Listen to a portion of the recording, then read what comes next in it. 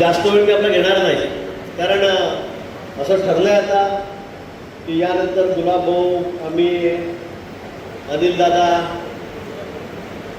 सर्व मंत्री आणि प्रमुख यांनी मिळून प्रत्येक नगरपालिकेचे जे नगरसेवक आहेत त्यांच्याशी एकट्यामध्ये बोलायचं.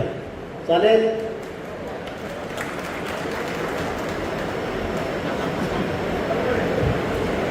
मी चव्हाण साहेबांना म्हणत होतो का की म्हटलं आमचा जिल्हा इतका शांत आहे, महाराष्ट्रामध्ये तुम्हाला कुठेही कुरबूर, वादावादी कुठे ऐकायला मिळणार नाही, आणि आमचे नगरसेवक तर काहीच बोलणार नाही. बरोबर आहे? गुलाब भाऊ, अनिल दादांनी सांगितल्याप्रमाणे माझ्यावर मोठी जबाबदारी आहे. नगरपालिकेला काय द्यायचं,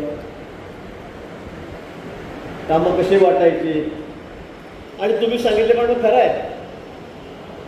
चव्हाण साहेबांना माहिती आहे, त्यांनी माझी नेमणूक केलेली आहे. मी आणि बावनकुळे साहेब भाजपकडून आहे, भुजबळ साहेब आहे, अनिल दादा आपल्याकडून, हसन मुश्रीफ साहेब आहे, मुश्रीफ साहेब आहे, ते 2 जण राष्ट्रवादी, मला वाटतं सामंत साहेब आहेत उद्योगमंत्री, आणि दादा भुसे आहेत, हे 2 जण शिवसेनेकडून, अशी 6 जणांची समिती नेमली आहे. आता निधी देताना सगळं समान वाटप आहे. मग DPDCला असेल, मंत्र्यांचा आमचा निधी असतो, आमचं बजेट असतं, त्यातून असेल, सर्वांना समान वाटप करायचं आहे. त्यामुळे आता नगरसेवकांनी काळजी करण्याची गरज नाही. आता फक्त व्यवस्थित जायचं, परवा मतदान करायचं, आणि नंतर मग आपला जो निधी येईल त्याच्यामध्ये आपापल्या ठिकाणी कामं करायची.